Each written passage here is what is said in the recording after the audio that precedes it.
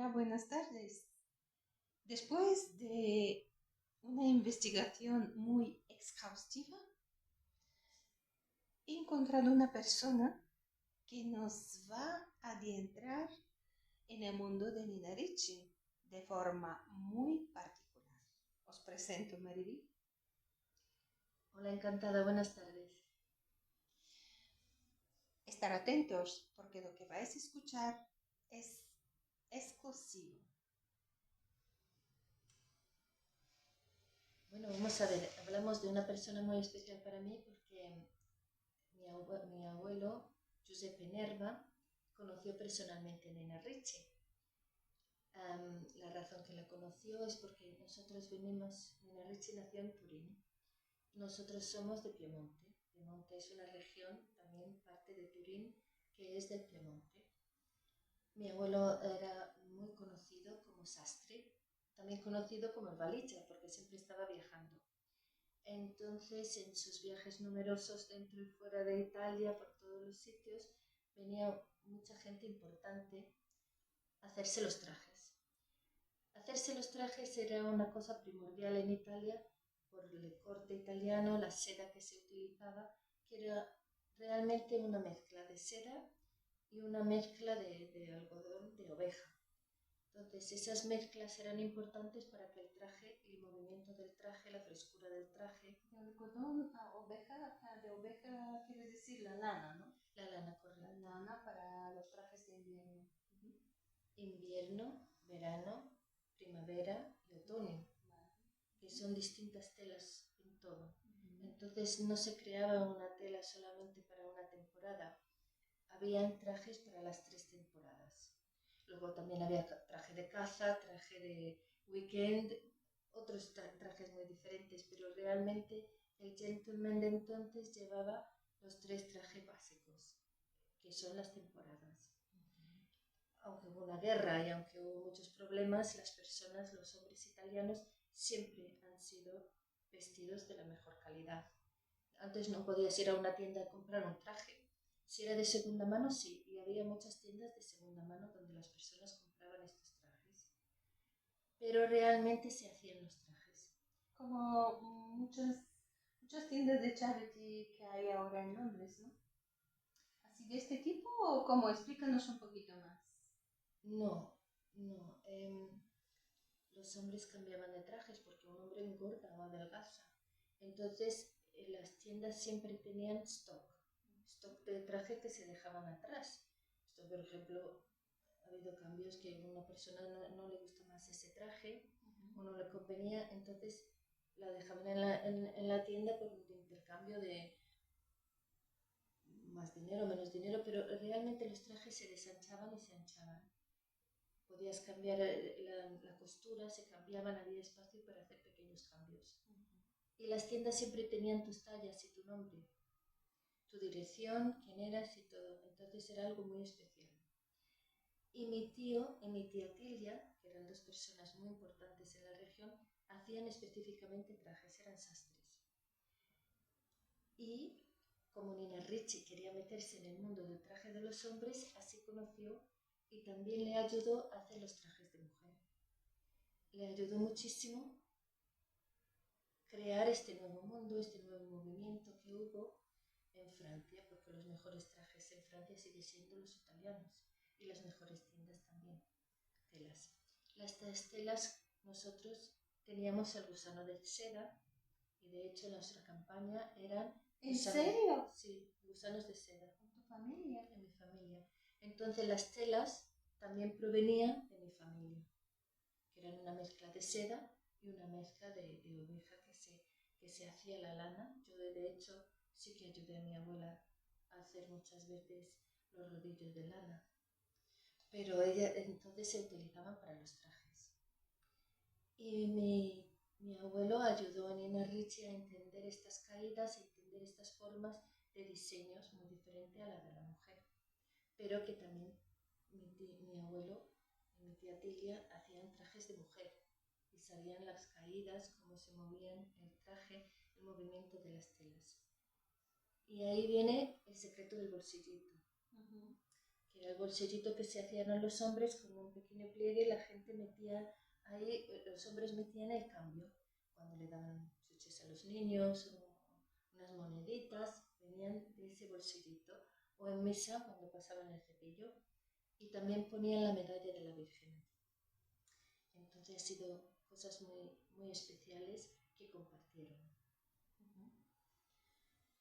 La verdad que es espectacular hacer un viaje en el tiempo, intentar traspasar las barreras de nuestro presente y volver y ver cómo ha sido el mundo de aquel entonces. Nuestra impresionante historia de Nina Ricci la podéis ver en nuestra página www.maximarket.store, que se escribe story, ¿no?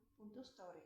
Entonces podéis ver la historia completa de Nina Ricci y vamos a continuar con Mariví porque nos está contando algo impresionante. Es tan intrigante que yo no me esperaba de la mitad de lo que me contó. Ahora está contando la otra mitad, ¿verdad, Mariví? ¿Me estás haciendo una sorpresa?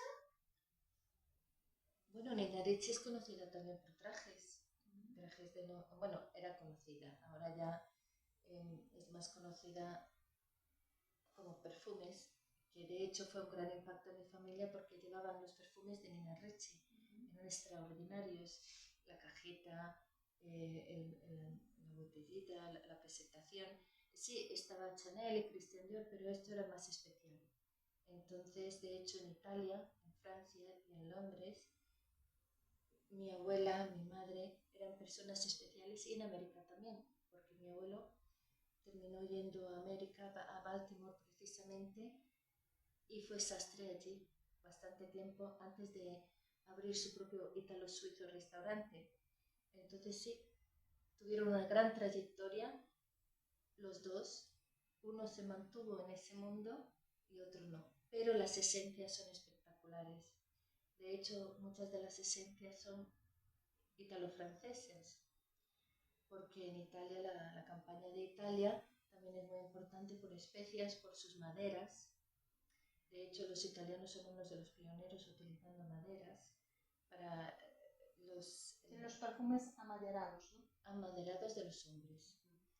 Pero realmente no son perfumes, son esencias, que ahora se ha adoptado también en muchos otros productos franceses de colonias, esencia y todo, pero aunque tengan ellos un pueblo que es especialmente solo para perfumes, que es espectacular. Pero la campaña italiana, las esencias de la campaña italiana, la menta, todo esto que se crea en la campaña, porque Francia tiene otro tipo de terreno, Italia tiene otro tipo de terreno, y eso causa distintos olores, distintas esencias para las casas, los olores de las casas, los olores que en la guerra hubo mucha pobreza y mucho mal olor de mugre, olor de muerte, y estas daban alegría, una esencia diferente. Y gracias a Nina Ricci, haber conocido a mi abuelo, etc., y esa amistad profesional importante, creó que mi abuela, mi madre, mis familiares y mi tía llevasen esa alegría, ese perfume, esa esencia que destacaba, sinceramente. ¿Y cómo me comentaste que llamaban en Italia el perfume? Los perfumes. Esas son las pociones que se hacían para la casa, para los jarabes, se llamaban pociones, porque era una mezcla de dulce, de flores y hierbas. Cuando se utilizan las flores y las hierbas, muchas veces se utiliza la palabra poción, es una poción. Claro, eso te ayuda también para la tos, para muchas cosas, pero cuando tú abres una botellita para tomarte algo para la tos, entre la miel y todos esos olores que te suben enseguida, esos también pueden ser utilizados para un perfume. Tanto la miel, porque la miel te pega, pero el aroma de la miel y todo eso se ha utilizado en champús, en jabones, en muchas cosas. Y cada miel de cada montaña y de cada país tiene una esencia, un olor, una fragancia. A nosotros cuando hacemos una salsa de tomate decimos, ¡ay, qué perfume! No decimos, ¡qué olor! Decimos perfume. ¡Oh, qué profumo! ¡Oh, qué bello! Nosotros gozamos de esos olores, de esas especias que se esconden dentro del tomate y se marinan con el aceite de oliva, porque cada región, cada sitio, cada país tiene una esencia diferente, un sabor diferente. Nunca es igual.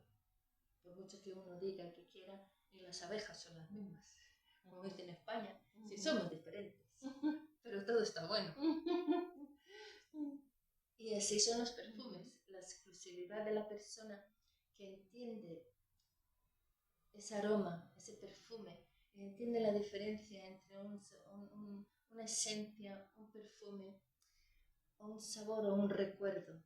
Porque muchas veces los perfumes que se crean son sobre recuerdos. Ese momento en París, ese momento que pasé por Londres, por el centro, esos recuerdos que despiertan esas esencias. Por ejemplo, pasear por un parque te recuerda a ciertos olores en ciertas épocas del año. ¿Y nos puedes contar lo que te contó tu mami de los abuelos, cómo tenían en aquel entonces montado el atelier, ¿no? De donde hacían todos estos trajes? En Italia, antes, después de las guerras que entraron los americanos, mi abuelo era traductor.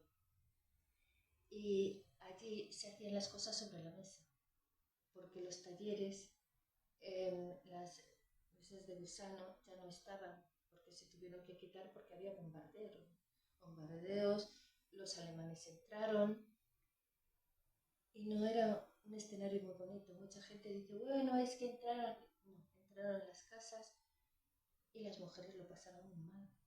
Y hubo mucho derribo, hubo mucha muerte y las cosas no estaban como muchas películas quieren enseñar o quieren vender.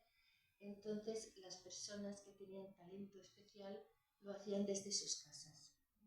Ya no podían salir a un taller, tener un taller o hacer las cosas de otra manera. Entonces recuperarse de eso fue difícil y tener estos talleres fue en casas. La gente iba a la casa del sastre a hacerse el traje. Y sabemos que el esposo de Nina Ricci era el compositor, también se reunían para tocar música en casa, también era joyero, ¿no? ¿Me comentaste? Porque sí, el marido de Nina Ricci era joyero, era italiano, pero se reunían en el Club de Italia. Había una comunidad muy intensa. De hecho, las comunidades fueron creadas por los salesianos. Eran todos del grupo salesiano. De hecho, yo soy del grupo salesiano gracias a la oración que han hecho mi familia. Y ahí es donde se reunían, a bailar, a comunicarse, a conocerse y no perder esa esencia de italo-franceses. Ahí seguían viendo, también los niños iban a catequesis ahí, para que no se perdiera esa conexión. También los mismos centros existen en Londres, en varios sitios fuera de España. Fuera de España, aquí también hay un centro de salesianos donde reúnen, fuera de España, fuera de Francia, fuera de todos los sitios, fuera de Italia. Sigue habiendo esa atmósfera de iglesia con los salesianos. Más importante, como aquí hay centros franceses donde se reúnen los franceses en centros católicos. Pues lo mismo, los italianos. Y ahí se conocieron muchas personas y conocían las trayectorias de muchas personas y hubo muchas conexiones mercantiles. ¿Y se acuerdan de nuestra historia cuando Nina Ricci conoció a aquel piloto y le facilitó el mapa de Antártida? Maribel, ¿qué más nos quieres decir para terminar ya esta conversación tan interesante y tan intrigante? Pues darte las gracias por haber tenido la oportunidad Gracias de recordar uno de los momentos más impactantes y afortunadamente, aunque suba la mirada, pienso en mi abuelo y poder hablar de él y poder sentirlo otra vez, como él vivió esos momentos tan importantes y la profesionalidad que tenía y recordarle a él cómo era realmente y lo especial que era. Así que gracias. Gracias a ti y espero que hayas disfrutado de esta historia tan interesante, de ese viaje en el tiempo, y espero también que puedan disfrutar de nuestra historia en Nina Ricci, Viaja en el Tiempo.